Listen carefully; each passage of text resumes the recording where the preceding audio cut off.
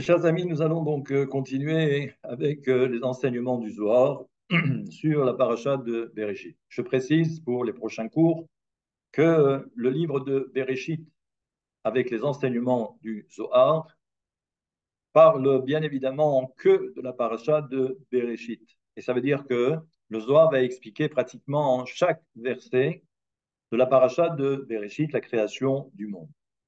Et là, donc, il faut savoir que le Zohar fait référence à un verset dans lequel il est dit Ele toldot shamayim va'aretz. Voici donc l'histoire de la création des cieux et également de la terre.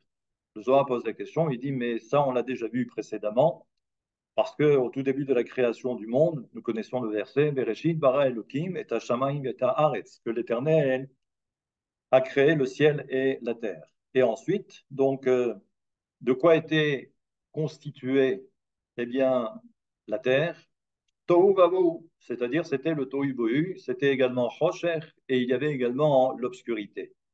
Un peu plus tard, donc, on avance et on arrive maintenant, et voici l'histoire. Mais ce que dit le Zohar, mais on a déjà raconté un petit peu l'histoire. Donc pourquoi revenir à nouveau sur la création du ciel et de la terre? Nous avons un principe dans lequel il est dit Elle qui veut dire voici.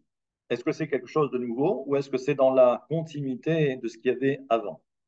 Réponse, c'est que s'il y avait le et de coordination, le vav conjonctif, eh bien oui, alors à ce moment-là, on est dans la continuité, comme eh bien des el et amishpatim, comme dans la paracha que nous avons lu il n'y a pas très longtemps, des el et amishpatim, et voici les commandements. Paracha qui intervient tout de suite après les 10 commandements. Donc ça veut dire qu'en fait, ce n'est pas quelque chose de nouveau.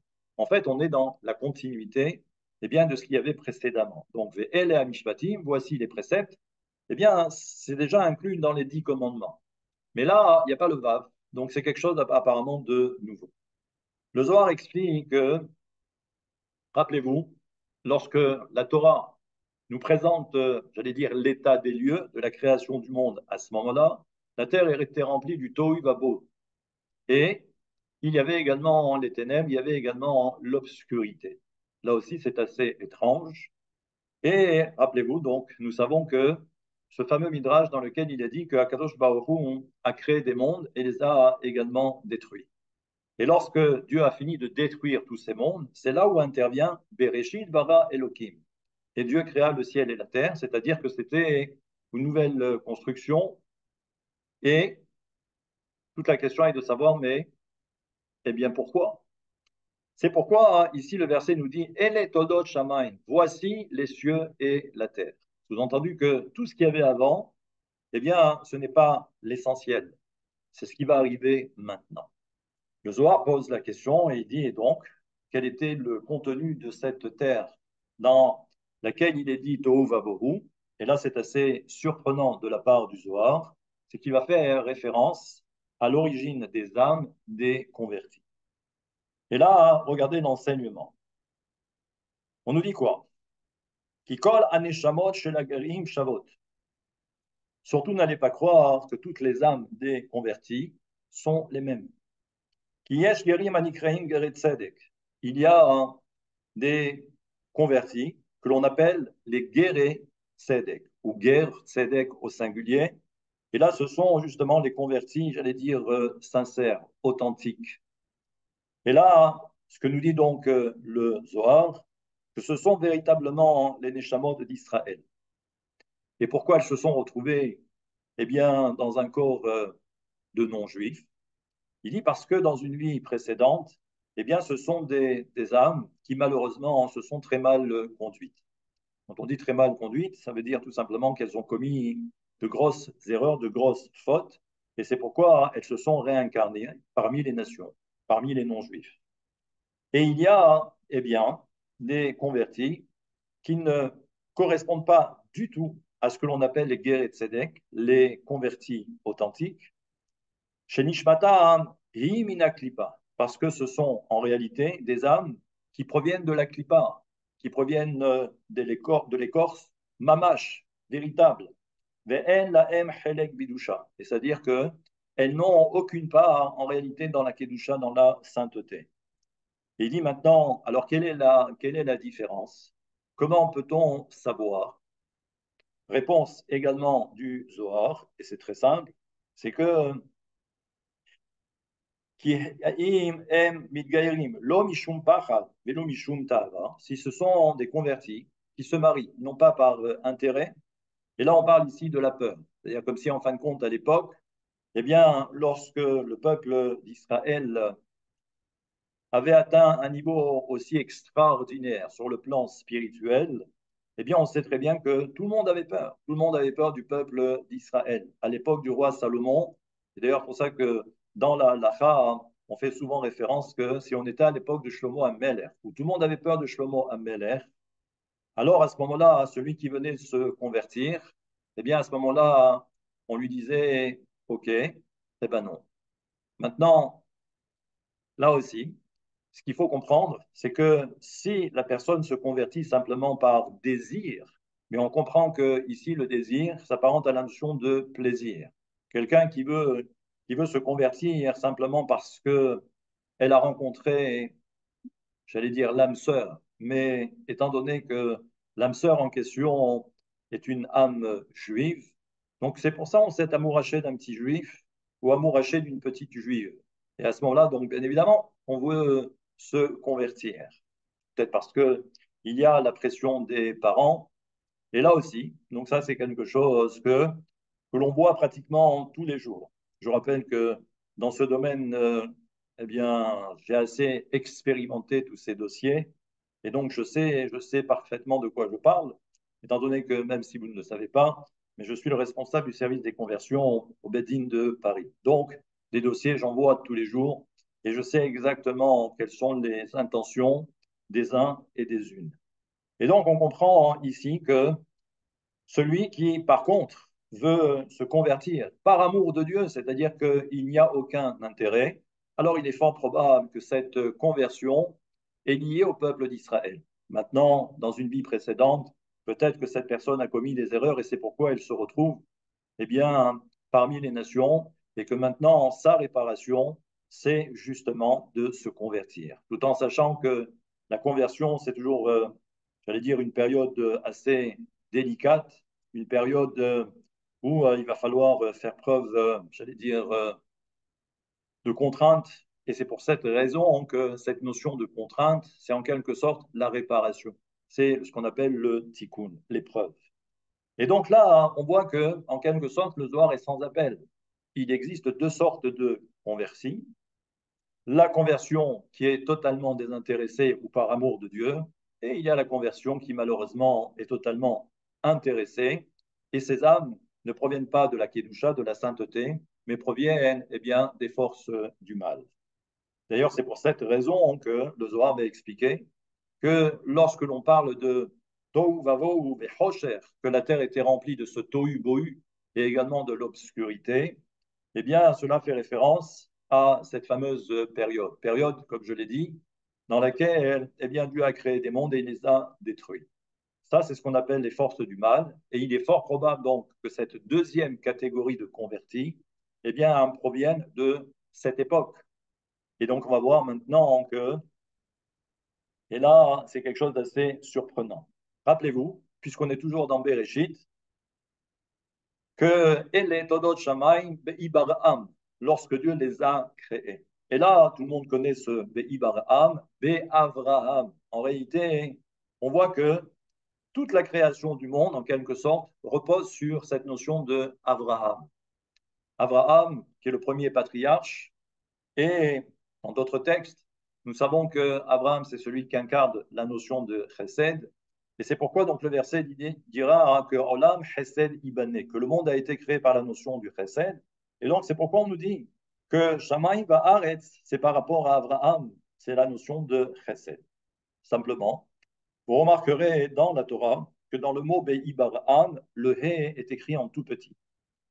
D'où l'interrogation du Zohar pour essayer de comprendre le pourquoi. Et là, regardez ce que nous dit le Zohar, c'est que justement, ces convertis qui ne sont pas sincères, et simplement parce qu'il y a un intérêt, un intérêt physique, tombe amoureux.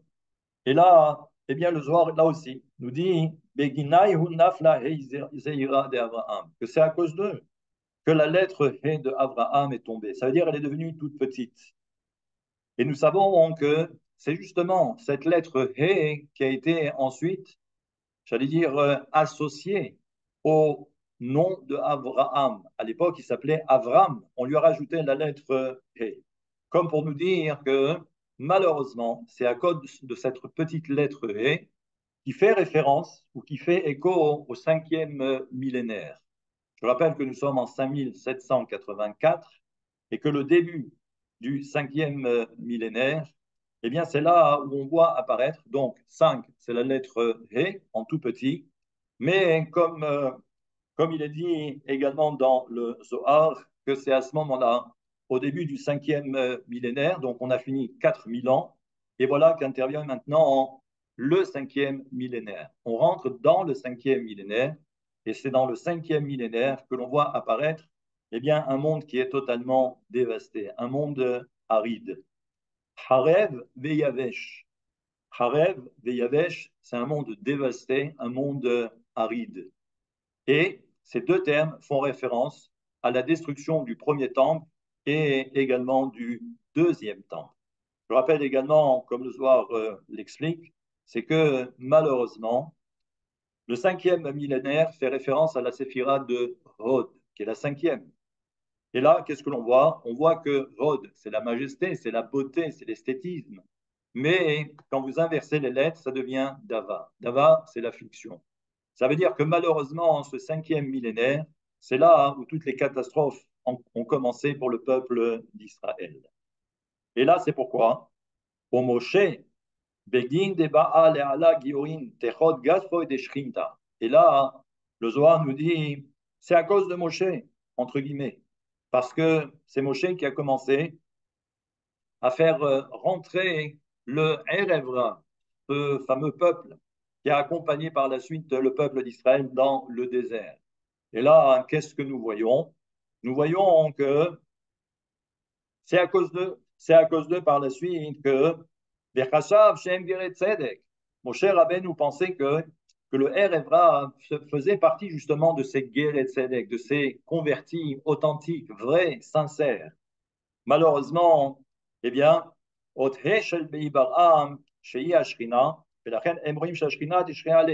il a cru que, justement, qu'ils allaient rentrer dans la Shekhinah et qu'ils faisaient partie de la Shekhinah. Et que c'est cette fameuse lettre He qui a été accordée à Avram pour devenir Abraham dans son nom, eh bien, malheureusement, c'est à cause de ce Erev Rav qu'il va y avoir la chute. Et c'est pour cette raison que, comme on va le découvrir dans la paracha de cette semaine, la paracha de Kitissa, où il est dit Amarle, Red, Kishichet Amecha, que Dieu, au moment où il était sur la montagne du Sinaï, Dieu va dire à Moshe Rabben, l'air, Red, va et descend. On comprend que lorsqu'on dit à Moshe Rabben, on pas simplement de descendre de la montagne, mais là, hein, c'est la chute. C'est-à-dire que malheureusement, et comme nous le savons, c'est que c'est à cause du Erevra que le peuple d'Israël va commettre l'irréparable, la faute du Vaudor. Et là, c'est pourquoi donc il y a cette fameuse Yerida, et c'est pourquoi donc il y a hein, cette chute.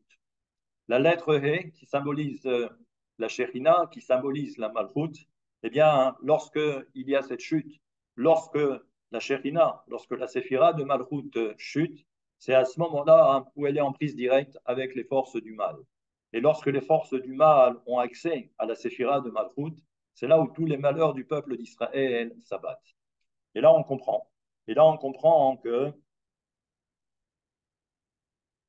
Moshe Rabbeinu, eh bien, sa mission maintenant, et c'est pourquoi le Zohar va expliquer, c'est que étant donné que Moshe Rabbeinu est à l'origine, entre guillemets, de ce désastre, c'est pourquoi Moshe Rabbeinu, eh bien, ne sera pas enterré en Israël, mais il sera enterré en dehors d'Israël.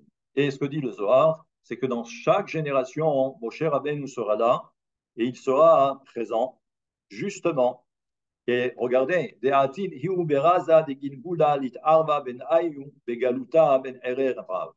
Les fiches De'atin Moshe bedorot abaim, dans les générations qui vont succéder après la faute du veau d'or, eh bien, grâce au principe de la réincarnation, eh bien, chaque fois, on va voir que Moshe Rabbeinu va, j'allais dire, vivre dans l'exil, au même titre que le peuple d'Israël, parmi le Erev Rav, Keden et Taken et Tanitzutzim, c'est-à-dire pour réparer toutes les étincelles qu'il y a justement dans ce Erev Rav, Ve'atam hu deinu nishmatai hu misitra de ilen, des fiches nishmatam chez la Erev Rav et misitra achara. Ça veut dire que il faut maintenant récupérer toutes ces étincelles qui se trouvent dans le Erev Rav. Il fait partie également de ce que l'on appelle la Klipat Noga, et on comprend que maintenant, eh bien, Moshe Rabbeinu, ça va être sa mission. Et ce n'est que lorsqu'il aura récupéré, eh bien, toutes ces étincelles divines, c'est pourquoi, hein, eh bien, à la fin des temps, et là aussi, on va voir que le Zohar n'est pas du tout équivoque sur le sujet, et même bien au contraire, et c'est pourquoi il dit qu'à la fin hein, des temps, que va-t-il se passer? Eh bien, c'est que même ces convertis-là, qui n'étaient pas sincères dans leur démarche, comme les nations qui ont fait du mal au peuple d'Israël, eh bien là aussi, ça sera la fin. Et ça sera les Hatid de Lavo. Et là, on comprend maintenant aussi, c'est que dans toute l'histoire, nous voyons que, par exemple, Noah, le Zohar va expliquer quelque chose d'assez étrange. On a toujours considéré que Noah était totalement absent, c'est-à-dire qu'il n'est pas actif.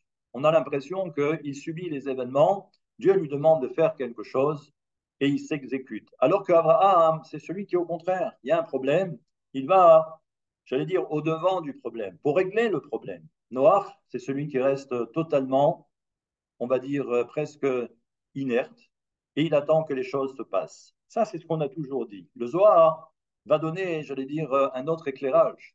C'est que Noach n'a pas voulu justement prier pour sa génération, tout simplement parce qu'il savait que cette génération faisait partie, eh bien, soit de ce qu'on va appeler Erev Rav plus tard, mais tout en sachant que le Erev Rav, c'est aussi sur le plan mystique, c'est également, eh bien, les descendants de Amalek.